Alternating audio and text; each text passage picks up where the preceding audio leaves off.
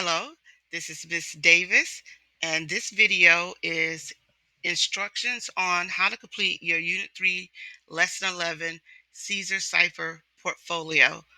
So from your lesson introduction page, there should be a link that's going to bring you to, uh, well, I should say there's a link you could click on that's going to bring you to this form.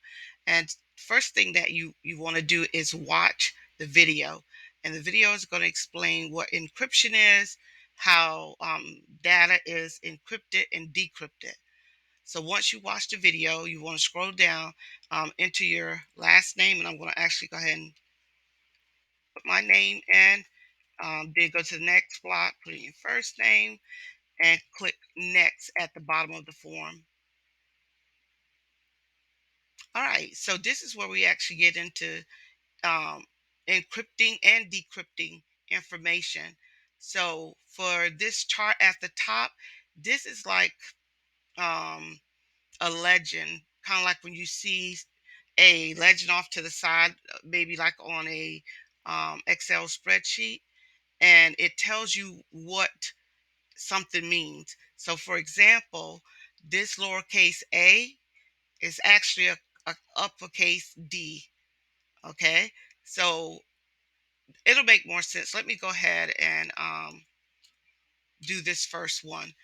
So, before I start, the biggest thing that we want to be aware of is what letters you are either doing in uppercase or lowercase, because there is a difference.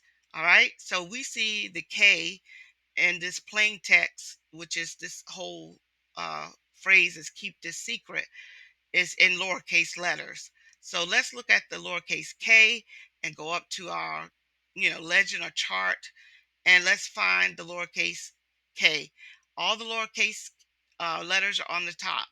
So there's the K. Now we look beneath it, and the capital N is what corresponds with the lowercase k. Now let's find the lowercase e. That is here, E. And below it is a capital H. So we could put two H's there, and then we will find the lowercase p, and we want to put the capital S there, and then I'm going to do a space bar and find the lowercase t, which is going to be W, lowercase h is going to be uppercase K, lowercase I is uppercase L, lowercase s is uppercase V, space bar, lowercase s again is V, lowercase e is H, lowercase c is going to be F, lowercase r is going to be U, lowercase e is capital H, and lowercase t is W. All right. So you may think, okay, that doesn't make sense. So this is something that you also want to keep in mind, is that this gave us the plain text. Plain text means that it's in English according to our alphabet that we use to spell words. So that's what plain text is. So I could just read that out. Keep this secret. However, if I want to encrypt, keep this secret, that phrase, then I follow the chart that's on the top, and this is how it looks. So it doesn't make any sense. It just has a bunch of letters there. And that is the fundamental part of encryption. So if you're on the internet and you are using, say, your debit card, and you put in like your address or your birthday, all that information is encrypted. So on your end, you may see your name and address in plain text. But if someone was trying to, hack your information after you submitted it online, they would have to have an encryption key to take it from these letters here back to a plain text so that they can read it.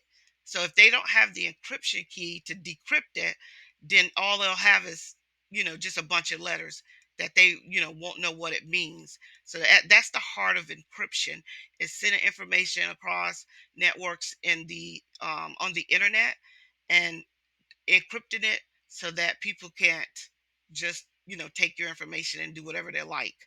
All right. So this one is going to ask you to do your teacher's name. My name is Davis or Miss Gaines. Again, be careful. Like, how would you write Miss Davis? That would be a capital M, lowercase s. All right. And this, you would do a space, capital D, lowercase a, lowercase v, lowercase I, and lowercase s. Okay. So be mindful that you don't do, you know, either of our names are all capital letters, because that's not how it would be written. If we were sitting it somewhere, it would be a regular plain text, Miss Davis. All right, you put your answer there. I'm not going to do that one, but keep in mind that there's another next button.